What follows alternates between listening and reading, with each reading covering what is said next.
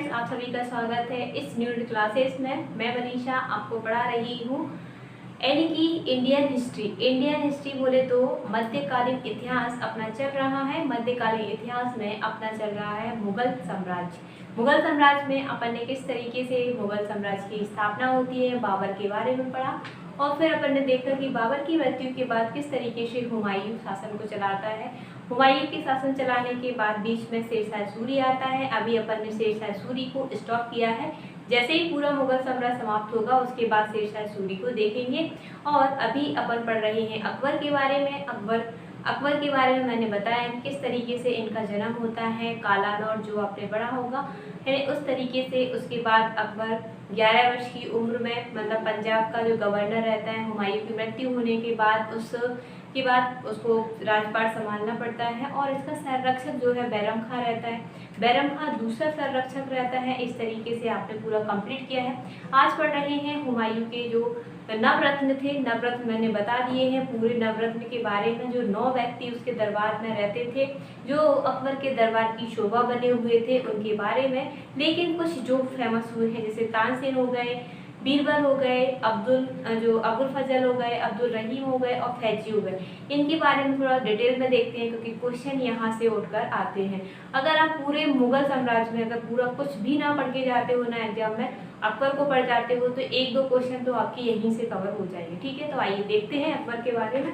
सबसे पहले अगर बात करते हैं तानसेन, तो तानसेन का पूरा नाम यानी कि रामतनु पांडे या वास्तविक नाम पूछा जाता है तो रामतनु पांडे ये पूछा जाता है। बहुत ज़्यादा पेपर में पूछा जाता है तो रामतनु पांडे। ठीक है, इसके बाद इनके गुरु यानी कि हरिदास और मोहम्मद गौस थे। हरिदास और मोहम्मद गौस इनके गुरु थे। आपको पता है तानसेन जो है रीवा के राजा जो रामचंद्र थे उनके दरबार में काम करते थे। लेकिन उसके बाद इनको अकबर के दरबार में भेज दिया जाता है। तो इनके गुरु याद रखना है और किन के प्रभाव से इनके द्वारा मतलब इस्लाम धर्म स्वीकार किया गया, ये क्वेश्चन पूछा गया है। तो आपको याद रखना है कि जो मोहम्मद गौस इनके जो गुरु हुए हैं, इनके प्रभाव में आकर इन्होंने इस्लाम धर्म को कबूल किया है। ठीक है, इसके बाद इनको उपाधि दी गई है। तो उपाधि याद रखनी है यानी कि इनकी उपाधि है कंठावरण बाड़ी विलास की उपाधि इनको दी गई। तानसेन ने ध्रुपद गायकी का विकास किया। ध्रुपद गायकी इनके द्वारा बनाई गई। राग की मल्हार, मियाँ की टोड़ी, मियाँ की सारंग, इनके द्वारा ये चीजें गाई गई, ये याद रखना है। ठीक है, इसके बाद अगला आपको दिख रहा होगा बीरबल का वास्तविक नाम यानी कि महेश दास है, ये याद रखना है।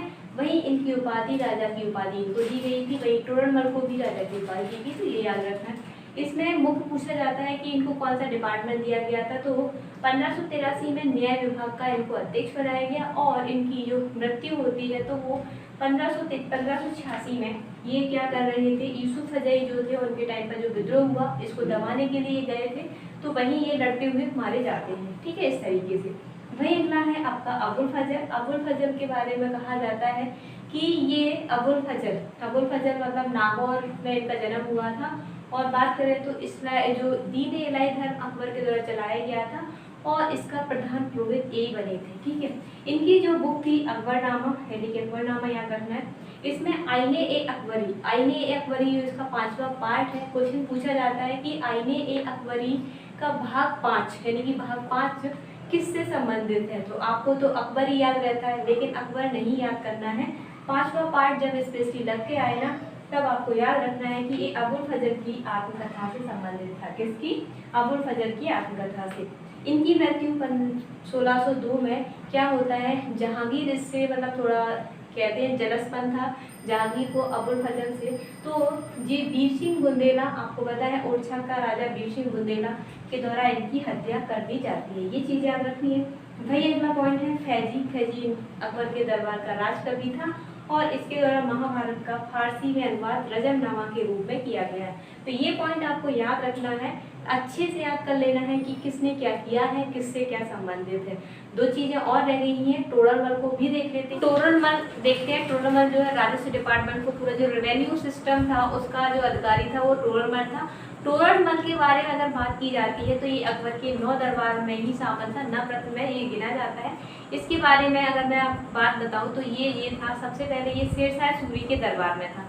शेरशाह सूरी के दरबार में था, लेकिन जब शेरशाह सूरी का राजपाट समाप्त हो जाता है तो उसके बाद अकबर इसको अपने दरबार में पनाह देता है। और इसके बाद क्या होता है, तोड़रमल को जो गुजरात में जो रेवेन्यू सिस्टम था उसको संभालने के लिए दिया जाता है। और अकबर का ये अच्छा खासा रेवेन्यू अधिकारी बन गया।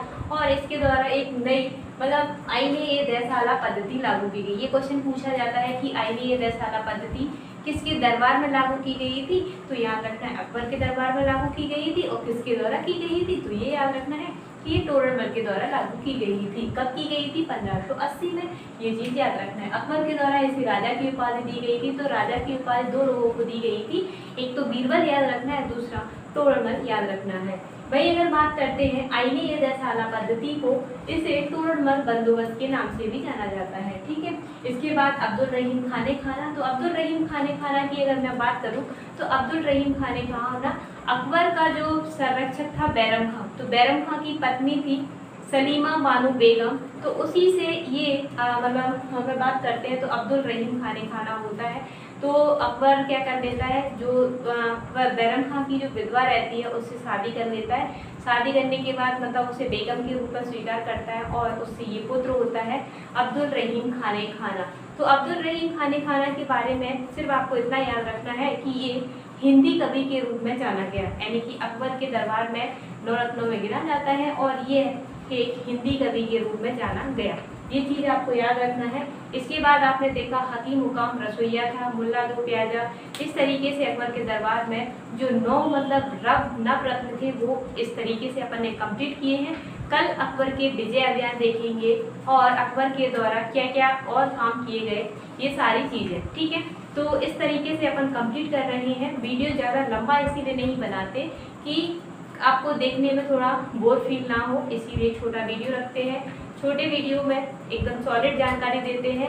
वीडियो अगर पसंद आता है तो लाइक कीजिए, चैनल को सब्सक्राइब कीजिए और कल फिर मिलते हैं इसी तरीके से। इसके लिए आज आप हमारे साथ जुड़े, इसके लिए थैंक यू।